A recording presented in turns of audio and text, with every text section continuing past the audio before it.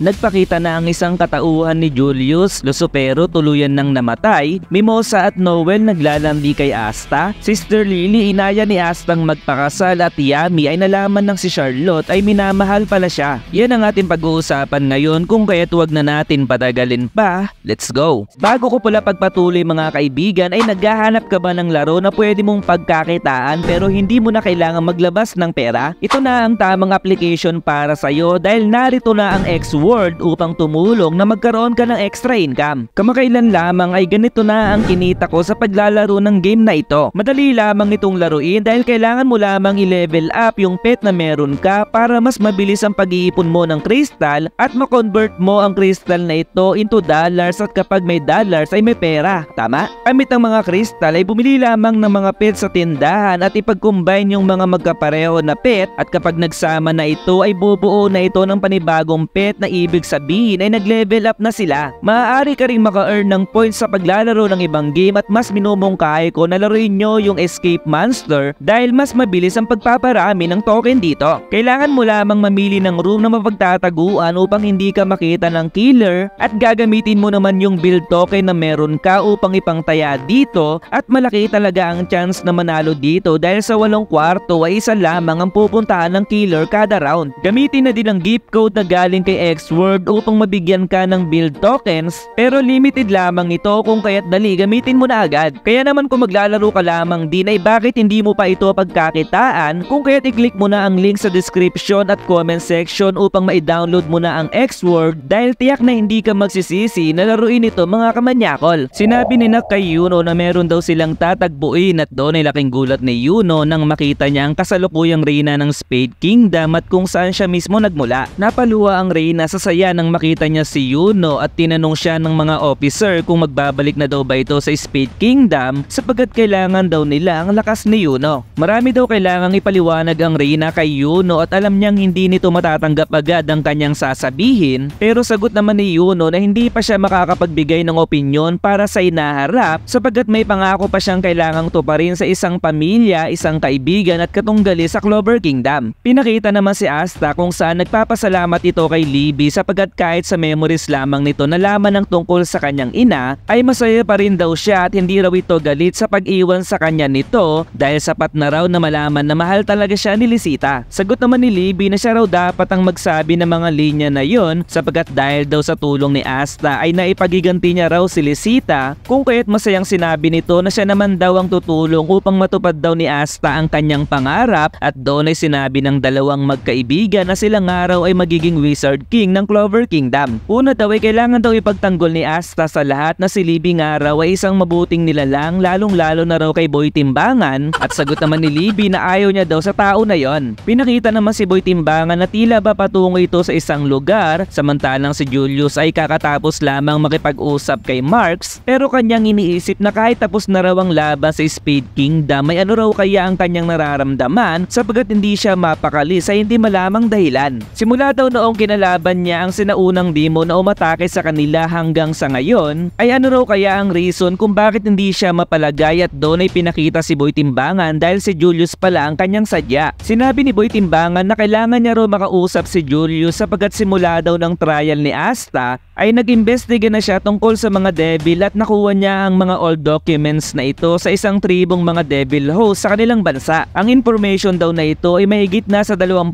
taon kung saan nakasaad raw dito na walang record tungkol kay Magicula sapagat ang underworld daw ay pinamumunuan ng 3 supreme devil na sila Lucifero of Gravity Magic, Beelzebub ng Spatial Magic at Astaroth ng Time Magic. Maaari daw na si Magicula ang nagmana sa posisyon ni Astaroth pero sa hindi malamang dahilan ay bigla na lamang daw nawala si Astaroth sa underworld at hindi raw siya sigurado sa kanyang sasabihin kung kaya't itama daw siya kung mali at pwede rin daw na nagkataon lamang ito sapagkat sa history daw ng tao ay masasabi niyang tanging si Julius lamang ang gumagamit ng time magic. Doon ay na-realize na ni Julius ang dahilan kung bakit hindi siya mapakali at biglang nagulat si Boy Timbangan sa sumunod na pangyayari at pinamadali naman ni Julius si Boy Timbangan upang tumakbo pero sa isang iglap ay nagbago ang anyo ng wizard Wizard King. Ang dating walang cover na Grimoire ni Julius ay nagkaroon na din ng cover at mapapansin nating may logo ito ng dalawang spade, at habang bagsak na si Boy Timbangan ay dumating na din si Adramilek at sinabi nitong umayon daw ang mga pangyayari sa sinabi ni Lucius Zografis, at doon ay nagpakita na nga ang isang katauhan ni Julius at dumating na raw ang oras upang siya ay kumilos. Sumunod ay pinakita ang eksena sa ikapitong palapag ng Underworld kung saan makikita nating bugbog na si Lucifero at kanyang sinabi na siya daw ang pinakamalakas dahil siya raw ang hari, at tugon naman sa kanya ni Lucius na tama naman daw ang kanyang sinabi, pero sa mundong ibabaw daw ay tao ang nagtataglay ng pinakamahusay na mahika at kanyang kinain ng puso ni Lucifero. Sumunod ay nagkaroon ng time skip na 1 taon at 3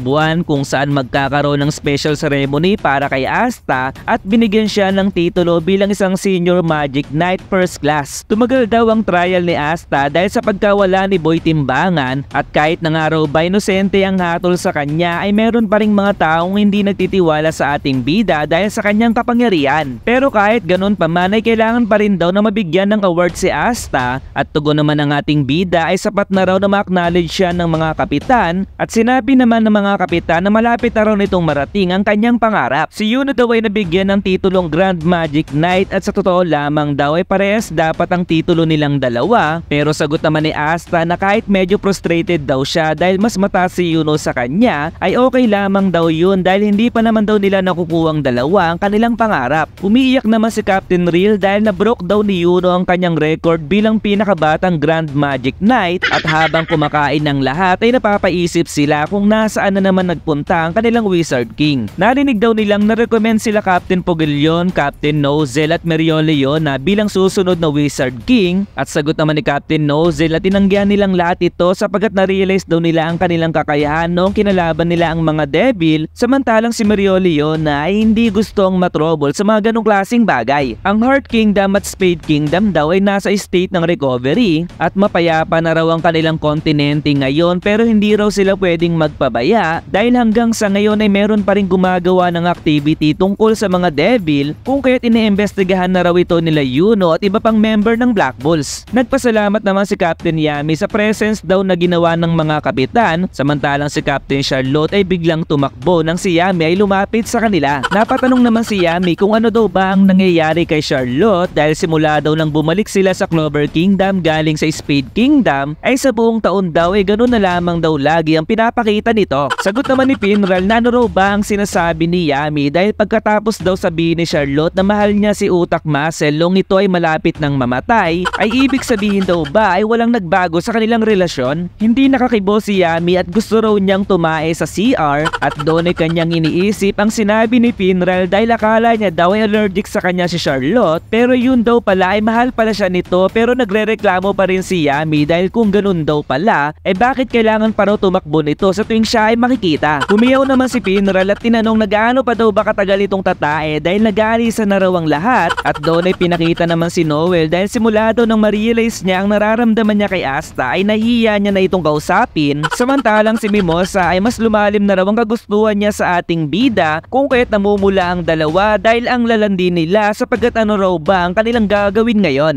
Nang makita ni Nero sila Noel ay may pinulong ito sa dalawang malandi, at doon ay nagulat ang dalawa dahil magtatapat na daw ng pagmamahal si Asta. Nataranta ang dalawa dahil inaakala nila na isa sa kanilang dalawa ang pipiliin, at naisip ni Nero na nakakaliw naman daw ang nangyayari, pero sa kanilang pagsilip sa ating bida ay dito na nagpropose si Asta na pakasalan daw siya ni Sister Lily. Ngayon daw na 18 years old na si Asta, ito na rin daw ang uling pagkakataon na siya ay magpo-propose kay Sister Lily, kung kaya't umuo na raw ito dahil papasayahin niya daw si Sister Lily sa araw-araw. Nagpasalamat naman si Sister dahil malayo na raw ang narating ni Asta, pero humingi ito ng sorry dahil isang pamilya or kapatid lamang daw ang tingin niya sa ating bida, kung kaya't hindi raw sila pwedeng magpakasal. Wika naman ni Asta na alam naman daw niya ang bagay na yun, pero hindi lamang siya makapayag na sumuko, at alam niya rin daw na mahirap baguhin ang nararamdaman ng isang tao, kung kaya't nakiusap ang ating bida kay Sister Lily na panoorin daw siya sa kanyang hindi nagbabago na pangako na siya raw ay magiging Wizard King ng Clover Kingdom. Nagulat at napangiti ang madre sapagkat sadyang nakaka-amaze daw talaga si Asta, at masayang tugon nito na alam niya daw na magagawa ito ng ating bida. Habang nanonood sila Noel ay isang tao ang papalapit kila Asta, at doon ay pinakita ang Wizard King kung saan saan sinabi nito na maligayang pagdating dahil ito na ang huling lugar na iyong mapupuntahan. So dito na magsisimula ang panibagong bakbakan na gagawin nila Asta laban kay Lucius Zografis at sobrang daming pag-aaminan ng nangyari dahil sa paglalandi nila Charlotte, paglalandi ni Noel at paglalandi ni Mimosa. Kaya naman para sa mas marami pang Black Clover reviews ay mag-follow, subscribe lamang sa aking page. See you to my next video. Goodbye!